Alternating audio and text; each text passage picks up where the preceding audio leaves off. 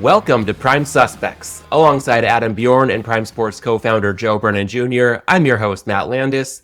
Today's topics: a sluggish start for NBA Finals ratings and a look at the baseball betting markets. Bet365 joins the Sports Betting Alliance, and an early look at BETBash. Adam, Game 1 viewership for the NBA Finals was down 19% year over year, and the worst since COVID. How, if at all, has the reduced interest been reflected in the action you're seeing at both Prime Sports and BetCris? So I'm not seeing a reduction, and I was trying to work out why this may be. And I think it's possibly because we take bets from everybody, the recreational players that haven't shown up to this games. Game 1 was an 8.5 point spread. Game 2 was 11.5. It was a great game for 5 or 6 minutes and then just turned into a blowout. I'm not seeing it as much as what the viewership is. They've said 2 lower teams. But for the true sports fan, I think there's, probably interest in seeing finally one of these teams winning and, spreading the wealth kind of thing, showing that smaller market teams can go all the way, which I think we've seen a big exodus of, these super teams and things like that over the past, 5-10 years now with these gangs that sort of get together. But on the betting side, and the live betting is getting a lot more, flourishing, a lot more action. So that balance of pre to live is definitely, heading towards the live as well. Definitely helped with that first game, the back and forth, and then that run at the end. But yeah, just not seeing it like the viewership in that sense. And I think it's mainly because most of our bettors are gamblers and arbitragers and all that, and they're going to participate no matter what teams are playing. And Joe, some are suggesting the NBA has itself to blame for not better showcasing its smaller market teams. How do you reconcile the downward trend in viewing interests, if not betting interest? I would agree with that to some extent. You have the number 25 media market in Indianapolis versus the number 47 media market, Oklahoma City. None of the marquee teams at NBA usually builds their coverage on. They're all playing golf right now. This is a real missed opportunity because it should be marketed as a once-in-a-lifetime finals. Not necessarily on like the whole egalitarian, like spread the wealth kind of thing. But the fact that OKC is a number 1 seed, they must be the least known number 1 seed in the playoffs to the general public in the history of number 1 seeds. And Indiana, they're number 4. So this is a pretty cool, technically it's a David versus Goliath. But then when you look at, you just keep going deeper. And this, I can see why the NBA guys, they just don't know what to do. You can tell from the way they're marketing this. They're marketing it the way they would any other finals and just hoping people don't notice that, SGA may be the least known MVP, league MVP in memory by the general public.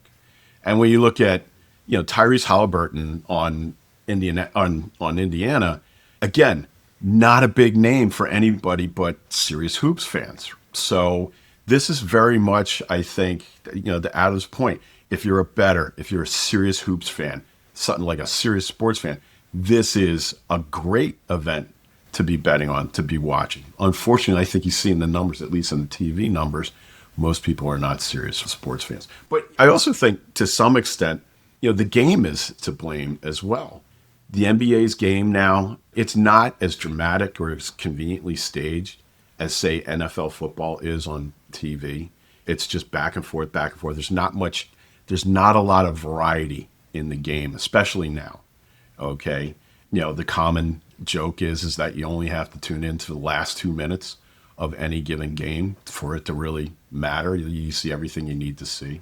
And then plus, because of the way media is chopped up now, if there is a standout play, if there is some kind of acrobat shot that's made, it's up on social within 30 seconds to a minute.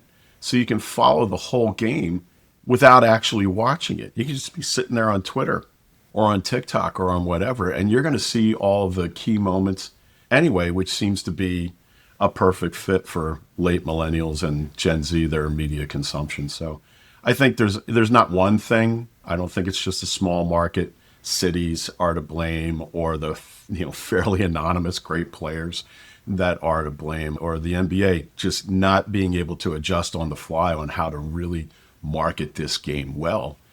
For a sport that you go one level down, if this was the NCAA college basketball tournament and you had a matchup like this, they would know how to hype that game.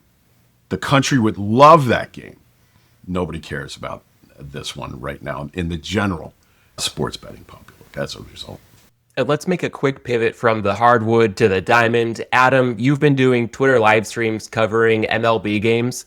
Now that we're 2+ months into the season, how would you characterize the baseball betting markets and where you see potential opportunity for bettors?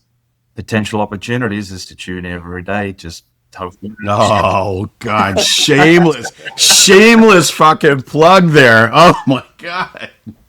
I do keep retweeting you. For me, I mean, when you look at when you really look at the numbers, and I've been, removed from the hard trading game for some time, going into the corporate business world and trying to build this thing and whatnot.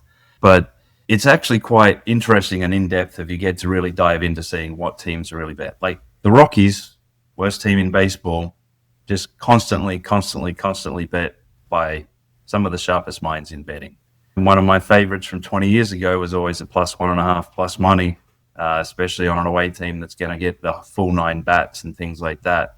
So I think it's really just diving into seeing where those moves go. Really early moves I've noticed are pretty strong in some spots. Like some things I noticed this week in particular have moved like 70, 80 cents, $1 in some spots on those big dogs.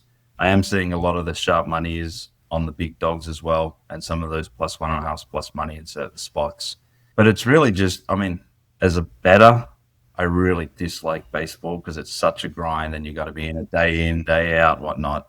There's definitely, some of the old patterns where streaks, once a team's won 3, you bet on that side. Once a team's lost 3, you bet them to keep losing. So, those streaks, there's been a few of those running around of late as well. But the depths of the markets and how much props and pitches, and it's really very much an information game as well. And one of the big changes over recent years is a lot of places have removed pitches. So you don't have the listed pitches anymore. It's just action.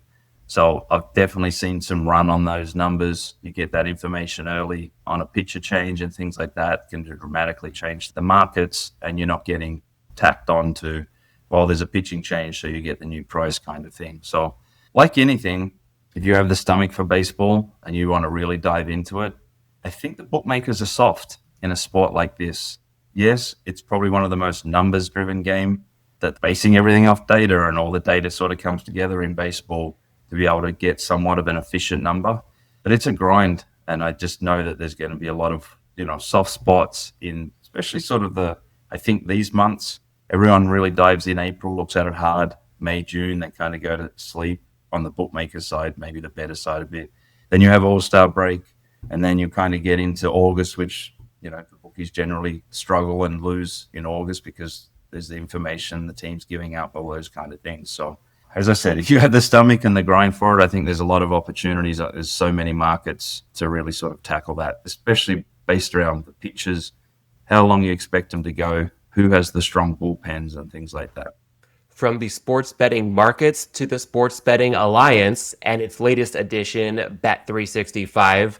Joe, in light of Illinois' new tax structure, which we covered in detail last week, the SBA mobilized 76,000 bettors to send letters to lawmakers. From a lobbying perspective, is that a meaningful number? And more broadly, how influential is the SBA as a possible force for good beyond the interests of its member operators? Well, your first question regarding the email campaign, the timing of it, it was essentially too little, too late. That this amendment was getting added to the Illinois budget overnight on the last day of budgeting. So sending out an email blast to get like grassroots indignity stirred up, I guess the lawmakers weren't even taking phone calls.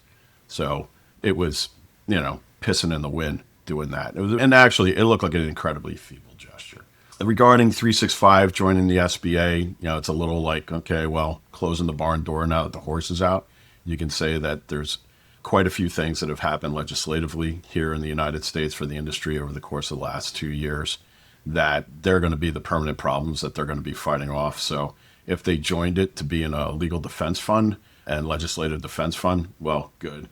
Also, I guess you could look at it as a side issue and say like, okay, well, all the stories that we had like a month or so back about Denise and the Coates family hiring advisors to look at private equity sale or an IPO or something like that, their intentions towards the United States. You could say this is a classic sign of taking America more seriously, is getting more involved with the engagement at the political level, particularly the grotty state level that most people are not used to. I'd say a little late for the key issues. But here's the question that I have. Who the hell are SBA's local lobbyists in Illinois and in other states? Like, they don't seem to know the state house because they only became aware of this amendment when it was being submitted midnight on the last budget day. A good lobbyist knows what's going on, what's moving around. And that was moving through the Democratic caucus in the Illinois legislature a lot earlier than a couple minutes before midnight. And the fact that they just got caught out is terrible. And I'm just going to say this. The SBA, their president, their lead lobbyist, Jeremy Kudon, he has gotten played numerous times in numerous states. He is the author of that New York disaster, but that they somehow try and hail it as a victory. It really is ridiculous when you look at it in the rearview mirror, because that is really the seed of destruction that you're now seeing ripple throughout the industry, with states coming back and thinking like, wow, we radically undertaxed this industry out of the gate, and now we got to go back and pound him. His leadership of that organization, I really think that those sports books ought to consider changing their leadership, because his game is weak, and then his local representation seems like they're asleep at the wheel. He is not producing at his job, what he's supposed to be doing. And his fingerprints are all over some of the worst developments, like Tennessee, that piece as well. And then the other thing is like, can SBA be a force of good?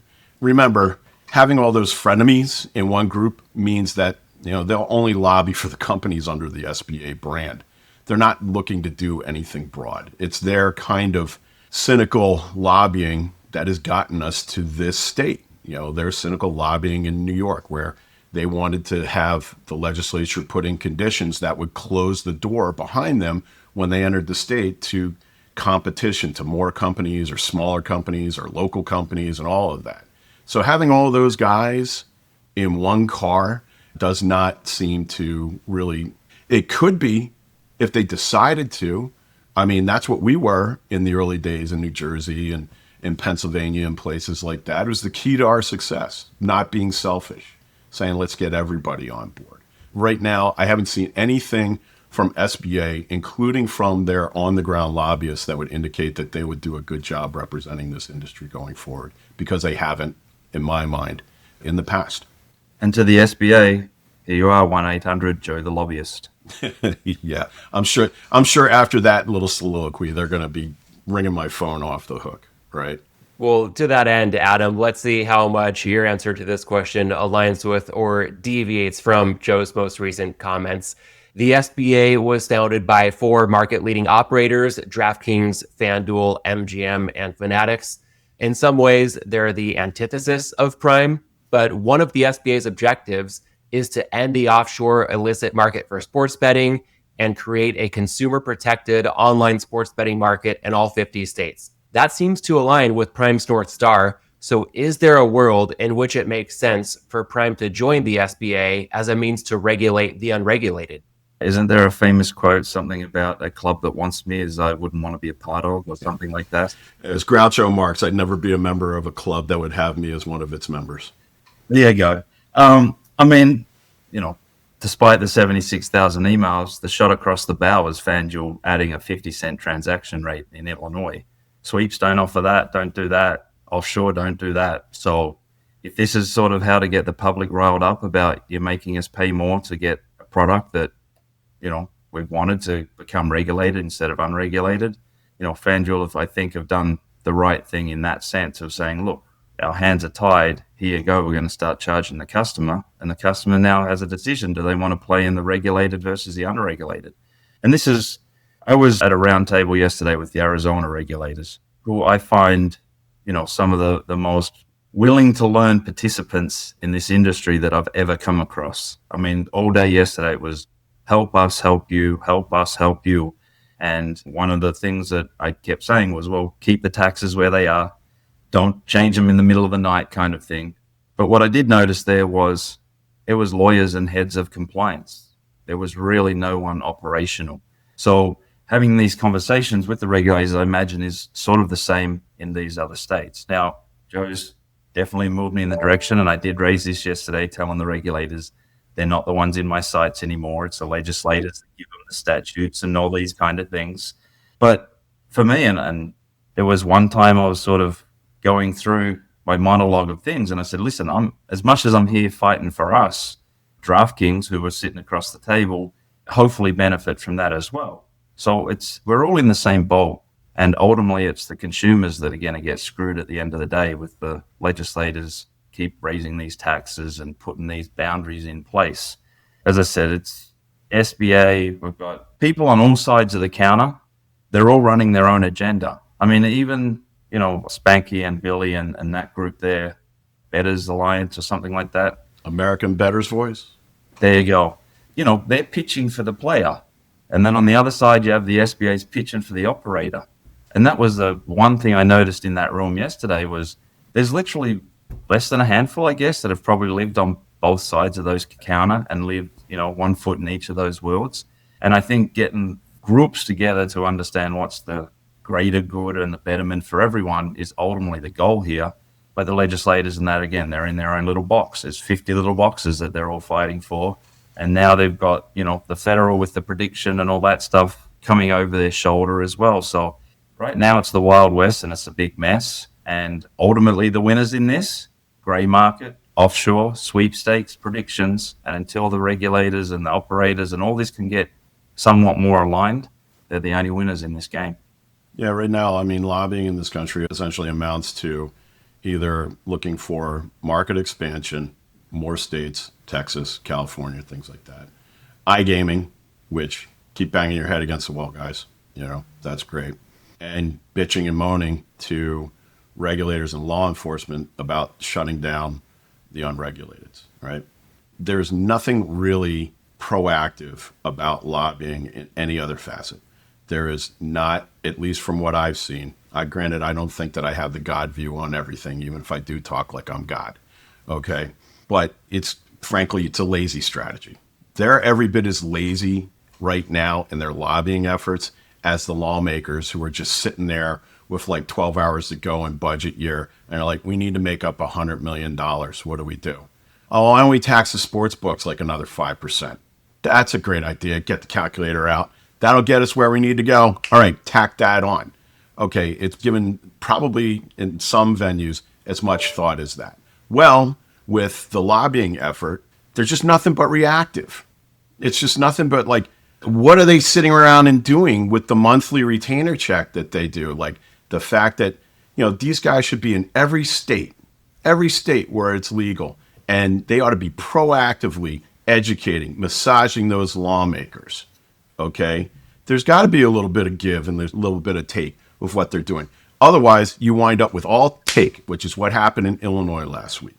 And so if the industry is more or less conceding because of money, resources, branding, those guys are sucking up all the oxygen. A lot of time the lawmakers, they just want to talk to one counterparty. And if the SBA is going to be that, then they're just going to have to get way better at their game. And they're going to have to get more proactive, and they got to broaden what it is that they're trying to do. Because right now, they're just firemen, and they suck at the job of being firemen, frankly. All right, well, before we go any further down that path, let's shift gears from an alliance for operators to a sort of alliance for bettors. BETBash, the sports gambling networking conference hosted by pro bettor Spanky, released its seminar schedule yesterday for its August event at Circa Las Vegas. Jump ball 1 of 2 for you guys. At first glance, what stands out to you on the schedule? Like Thursday, 11 a.m. to 12 p.m. I got to somehow figure out how to be in 5 places at once. Talk about some brutal counter scheduling. It is like literally the murderer's row of shit that I'd like to see. You have the sports gambling college professor Ed Barkowitz, who I talk to frequently. He's a really good guy. His'll be thing. They had this section on death, gambling, and taxes. That's perfect. Everybody at the conference, if you're a player, should go to that one. That's so important. Go big without going broke, scaling your sports betting empire. I just love Antonio's title for that one. It's freaking brilliant. On the Bookmaking Legends, you're going to have Scotty and Jimmy at the same time on the same stage. I mean, I'm just going to sit there. I'm just going to have my phone up. I'm going to record it like I'm at a goddamn U2 concert in the 90s. And then our friends over at Bet the Process, Rufus and Jeff, are recording their podcast at the same time. Oh my God, Spanky, create some freaking space here. You know, we can't all be in 5 places at once. But, you know, just looking at it, it's a very practical seminar agenda. And the nice thing about it, it seems to be free of a lot of the bullshit salesmanship that you see when we go to industry stuff, where it's just like a bunch of people who are up there and they're just basically selling their book, selling their agenda. I love this conference because it's just so practical for the players. And this is not a paid endorsement in any way for our friend Spanky and his conference. I will say, Joe, I'm not sure how many people were recording U2 concerts on their phones in the 90s, but point taken on the practicality. Come on, man. You know what I mean? Like, this is going to be good stuff. So, I mean, I'm just going to have to, and this year, because I'm not at Prime anymore. Last year, we brought a couple people along with us. It was like, hey, go record this, go record that. It would be really great if, you know, Spanky could figure out like a pay-per-view thing or something like that on how to view the conference stuff for conference attendees. It's not even to the general public, but for people who go, but they can't attend this stuff. I imagine I would have made, you know, tens of dollars for Spanky if people would have been able to rewatch my apparent rant at last year's event. You could be onto something with that idea. And Adam, while we can only be one place at a time for now, what stood up to you when you started to map out your game plan based on yesterday's schedule release? Last year, I didn't go to any. I didn't see any. I know I participated in one, but I didn't end up going to any. Looking at the schedule, now that I'm a legitimate US taxpayer, I guess, something that's gambling, gambling has never been taxed anywhere that I've lived or participated in. So I probably should get up to date on some of those taxes requirements in the US. But for me, the highlight was the Hall of Fame list. I had no idea who it was, but Spiros. I mean, I spent a decade with him. So I'm sort of curious to, one, see him again if he's there, and then, you know, two, catch up. But that was when I looked at the schedule, that was my highlight. Was I noticed that, saw the names and gone, okay, I mean, definitely deserves to be there. Was a big part of, you know, the industry. And I've actually been thinking of him recently because I want to steal his tagline and bring it back as an homage to what he had. So maybe it shows up again soon in the future at one of our sports books. Well, so for all of our young viewers who were still in grade school at the time, the tagline, please. What was this? Fuck. I forgot. Jesus, it's that memorable. You should definitely bring that back. Sweat the game, not the payout, which is the big thing right now with Fliff and some of those ones. You know, money in, money out. It's the number one goal. Jump ball 2 of 2 for you guys. If we zoom out a bit beyond the seminar schedule, how do you plan to maximize your overall BETBash experience? And what tips do you have for others in attendance to do the same? Go slow on the drinking. Go slow on the drinking. Reserve our usual banquet table in Saginaw's Diner so everybody knows where to find us, right? Somehow figure out how to be in multiple places at once. But, you know what? Every year I leave BETBash, like having met so many people, and I really love it. But I'm also disappointed because I also feel like I only scratched the surface because there's so many. Like if you get to, like, best you do is like you talk to 20% or so of the people when you're there. And, you know, it's the only event that's the players. So it really is important. I love it. You know, it's my favorite event since being at the first one, you know, the sweat on the roof in Jersey City. But I mean, really, the seminars are great. They're getting better. Really wish you would schedule it in a way that was humanly possible to see more of it. But you know what? You're benefiting from the fact that like Circa's building, you know, it's all in one place. They got the best bar in the city with the best view. Get there early. Dress nice. Don't dress like an idiot, please. You know, get there early. Stay late. Talk to everybody. Everybody. Don't be afraid to like, oh, well, that guy's a professional bettor. everybody's probably willing to talk to you. Okay, especially buy them a drink, and the drinks are free. So, Well, I think they all want to talk. Who doesn't love talking about themselves and their experience in this industry? And you just set it up there for all the minions to circle around the campfire and listen to the old guys speak. I mean, it's educational.